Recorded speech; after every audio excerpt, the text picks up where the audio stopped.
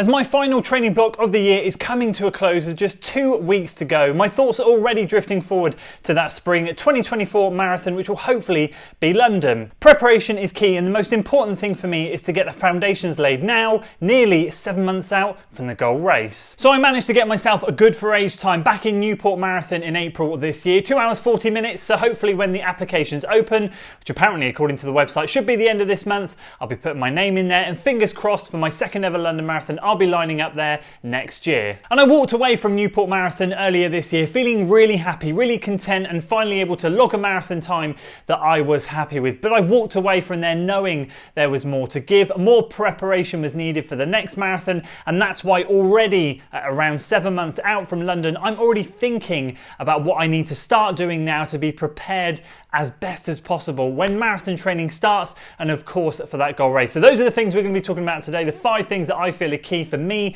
and you guys to consider when you're preparing for your next marathon. So fueling is the first thing that I want to mention in today's list. Preparation for this was key for me to execute a decent race at Newport, but it wasn't quite enough and I did fall just short at the end of the day. So what I need to do now is already start thinking about my fueling strategies, preparing, and start working around taking on fluids and fuel on some of my long runs. So this has already started. Last weekend I started to think to myself, right, I need to start practicing. My history with fueling is terrible. I used to take a gel every 30-45 minutes and it was rubbish. I'd fall off the wagon around 16-17 miles. It was just never enough.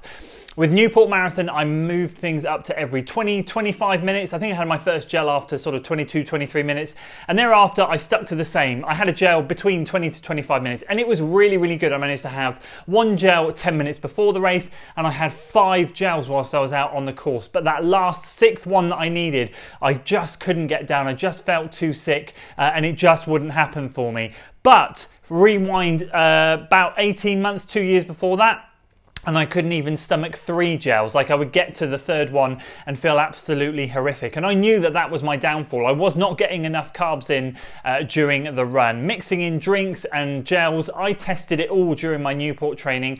And I finally got to the point where my stomach was able to handle the 1 before and 5 during. It was a big lesson learned, and I know that if I could have had that last one, I might have just squeezed under the 240 barrier. I didn't, but that's fine. That's just another thing for me to start practicing already now. So what I need to think about is sort of almost training my stomach to start taking on gels on a regular basis. And I'll be making some of my own homemade gels as well as buying some. I know I'll probably be going with Morton again because that worked really well for me at Newport.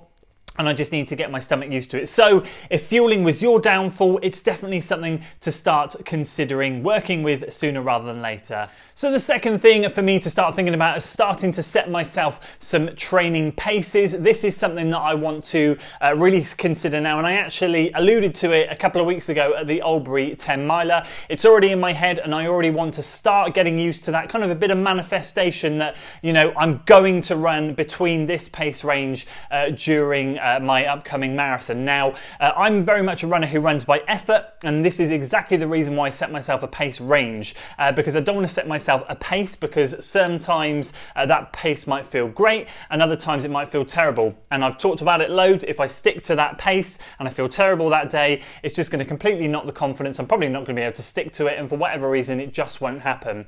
So during Newport, I set myself a pace range of 5:55 to 6:05 per mile, a 10-second window. That gave me the fluctuation that if I felt good that day, I would push it to 5:55, and if I felt bad, I could drop back to 6:05. And what I always found that A, I was always able to hit those workouts in that pace range, and B, my effort and my heart rate always reflected what I was going to achieve on marathon day, which is actually then what I ended up sort of similar heart rates and stuff to what I did on marathon race day. So just having a range allows me to lock into effort a bit more and give myself a good idea that on a good day I can do this, and on a bad day I can do that. So for me now, what I'm going to do is shift that forward 5 seconds a mile and go, right, this time I want to train between 5:50 and 6 per mile. So that's going to be 5:50 on a good day, 6 on a bad day. And so I already know that already. I alluded to that in the Albury 10 mile race vlog. I tried out the sort of low 5:50s pace in that, and it did feel a little bit hot, a little bit too fast, but it's good to know that, you know, 7 months out already, already. I've got that in my head. I know where I want to be with it, and I know that over the coming months that will feel easier and easier and easier the more I get into marathon training, well, when I start it. So setting myself some paces and some effort levels is exactly the next thing that I'm going to be thinking about. And strength and conditioning is going to be the third thing that I really want to focus on. Throughout my Newport training block, this addressed a massive issue that I've been suffering with for such a long period of time. If I was to ever drink or sometimes take on gels and stuff, I would stitch up really badly. And what would happen for me, being a taller runner, is I would end up sort of folding over in the middle, crushing my diaphragm. Wouldn't be able to digest the gels and stuff properly because I'd be really crushed over, and I would just end up with stitches, and it was horrific. So I addressed that last year. I would say to people on the videos here, oh, I can't take this gel and that gel because I get stitches. And actually what it transpired to be was the fact that my posture was just absolutely terrible.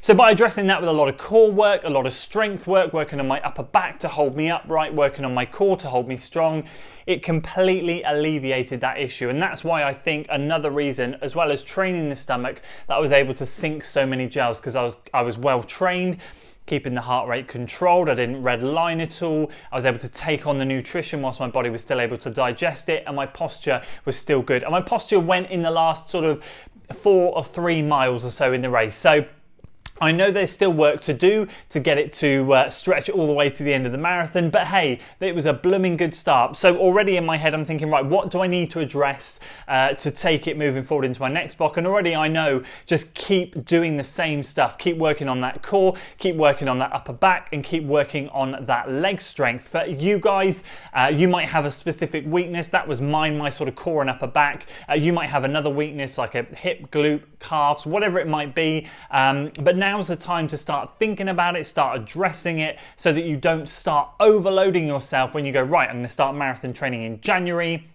And by the way, at the same time, I'm going to increase my load of strength and conditioning, because your body's going to be like, whoa, this is a bit too much, and no doubt injury is going to happen. So if you start thinking about that now, start introducing some work, then it's going to be second nature to your body, so that when you start marathon training, it's not going to be a double shock to the system. And the fourth thing is to start planning some tune-up races. I know a lot of you guys do it. I love to do tune-up races, and I personally love to go through the full suite of distances. But certainly what I've learned this year in particular is not to do too much too close to the race. So I do try and pull them a little bit further back, just so that I don't fatigue myself in those races and I can get the most benefit out of my marathon training. So what I tend to do is go through like a 10k and a half marathon, and I did this year do a 20 miler, probably do exactly the same again next year.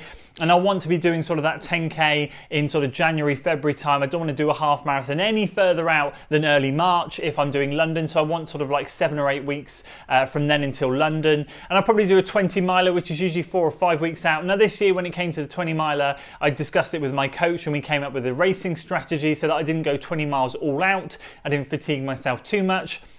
We put in a plan and we executed it perfectly, which was great. So that again is something to think about. I'm very aware in the past that I have got super fit during marathon training, gone and done some amazing tune-up races, but then fatigued myself so that in the final part of marathon training, everything's felt a bit of a struggle, and you know, things haven't particularly gone too well on race day. That can be down to a multitude of factors, but I have found that I have overcooked it in the tune-up races, got too excited because I'm too fit at the time.